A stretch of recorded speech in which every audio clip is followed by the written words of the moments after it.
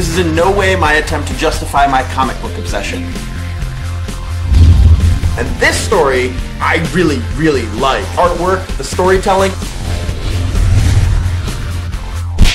Hello and welcome to another episode of The Pull List. My name is Travis. Let's talk about the Thor Ragnarok trailer. If you have not seen the Thor Ragnarok trailer, I highly suggest you go do that right now. I will link it down below. It's really, really fun. We get massive worlds like Sakaar. Hela looks great. Jeff Goldblum seems like the perfect choice for the Grandmaster. And we see Hulk in armor battling in an arena, so this is probably as close to a Planet Hulk movie as we're going to get, but I'm not complaining. I also like that it's a Thor movie where he's without his hammer, but he's not, you know, stuck on Earth. And this is the first time we're going to see Thor on our big screen since 2015 with Ultron, if you don't count the post-credit scene from Doctor Strange, which I don't really, because that's going to lead into Thor Ragnarok, so it's the same cohesive story. They're trying to find Odin. Now let's talk about the trailer specifically. There is definitely a Guardians of the Galaxy vibe here, and James Gunn has said that it's his favorite Marvel trailer to date. Maybe it's because it's in space, but it seems fun, and for once, I'm really excited for a Thor movie. I actually laughed aloud during this trailer, and if you would have told me last week that I would laugh aloud during a Thor trailer,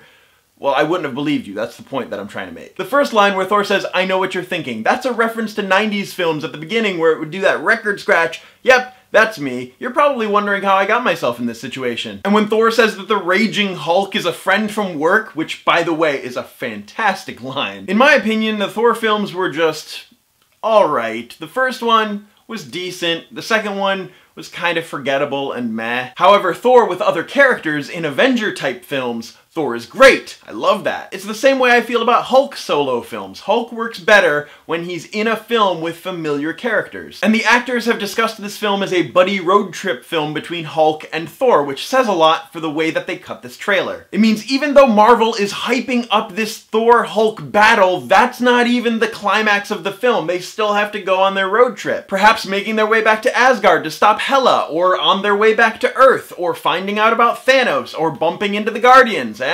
End credit scene? It also means that as great as this trailer was with its footage and its quips, it didn't spoil the whole story or even a majority of the film. We're left wondering about things that are presumably still in the first third of the film. How Hulk got to Sakaar, why he hasn't left, how the battle between Thor and Hulk will end. And then we have a whole chunk of the movie to wonder about with how Thor and Loki and possibly Hulk will defeat Hela. And as I've said before in previous videos, I believe that Heimdall has the final Infinity Stone, the Soul Stone, and I think that by the end of this film, he will get killed for the Soul Stone, or at the very least reveal the fact that he does have it. And it's been talked about that Bruce Banner is very minimally in this film. It's 90+% Hulk. There's very, very little Bruce Banner, so we have to wonder, where is Hulk at emotionally? Because the actors are saying that it's a more bannerized Hulk. But when Hulk comes into the arena, he either doesn't recognize Thor or he doesn't care. Maybe he's putting on a front to give people a show because that's what he's supposed to do, or maybe he really does not recognize Thor,